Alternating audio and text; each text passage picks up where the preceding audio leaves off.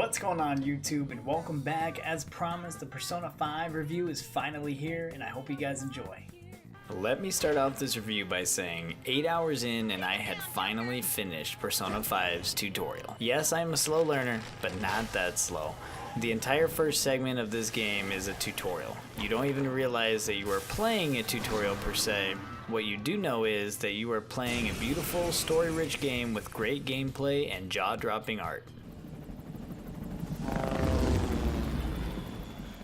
First off, let's take a look at graphics. Atlus always puts an A+ effort into their graphics for games, but with Persona 5, they have set a new bar for art in the game industry. This game gives you so much that makes your eyes happy. There are times you think you're just watching a great anime. There are times it feels like you're watching a living, breathing, shiny 3D world. And then all the time you are interacting in the world. The animations, color, and design is just remarkable. Even if you don't want to play through an open world adventure that is going to soak up much of your time, I recommend at least picking it up and running through Persona 5's safety difficulty. This mode makes the actual act of playing impossible to lose. You pretty much just run through and enjoy the story. Moving into Persona 5's gameplay, I am impressed with how they set this world up. It feels like a living world that you are a part of. From walking through school, hearing chattering off to the sides of the halls, to exploring a busy market district, being able to walk into stores, restaurants, and even movie theaters. There is so much to do and everything has a purpose, whether you are doing a task to up your stats or getting supplies for your next enemy encounter. I also love the customization in this game. Just like traditional JRPG games, you have equipable items for your party members to buff them or give them new abilities. But there is more than that. Without spoiling part of the story, there is a unique customization process with personas that is just amazing and a game changer. On one of the few downsides I have of this game, some of the fights, even on normal, are just ridiculous. There is some RNG to what creatures you will fight, and once in a while you get some guy that looks at your party and just takes a massive dump on you, sending you back to your last save to hope you don't run into him again. Some of the controls when just free roaming around feel a little too stiff for my liking, but neither of those are anything to stop my enjoyment as a whole for this game.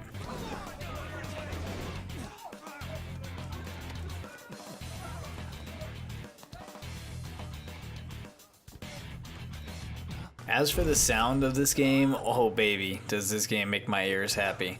I love the soundtrack to this game. The voice acting is on point throughout the entire game. The sound effects when using abilities, melee, or weapons is well done, and it's fun. The creatures, NPCs, and characters of the game all feel like a unique individual, and no sound feels reused or copy-pasted. I'll dispose of you myself.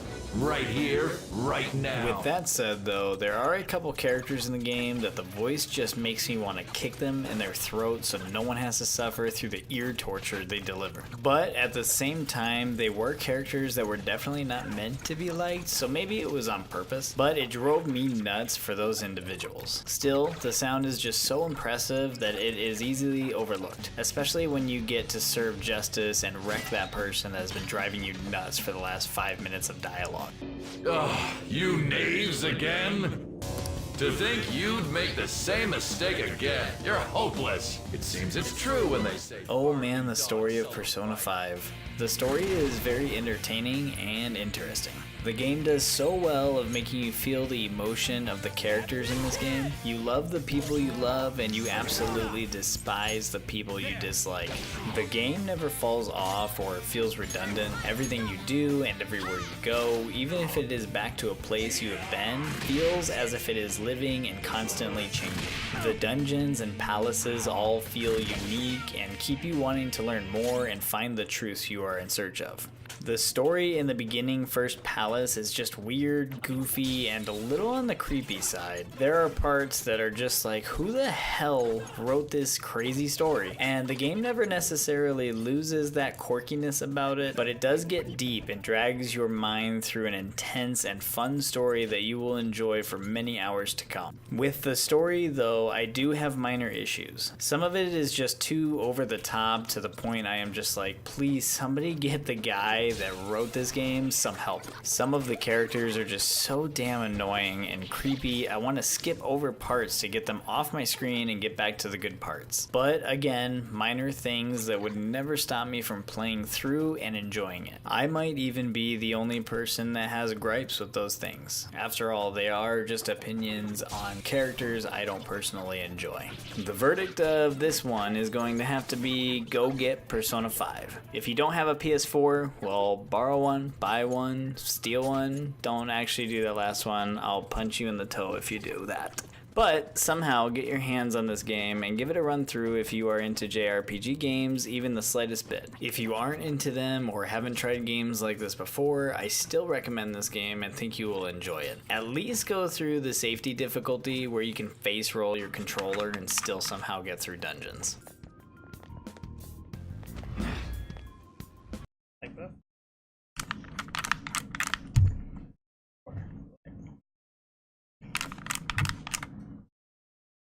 I'm trying to record stuff.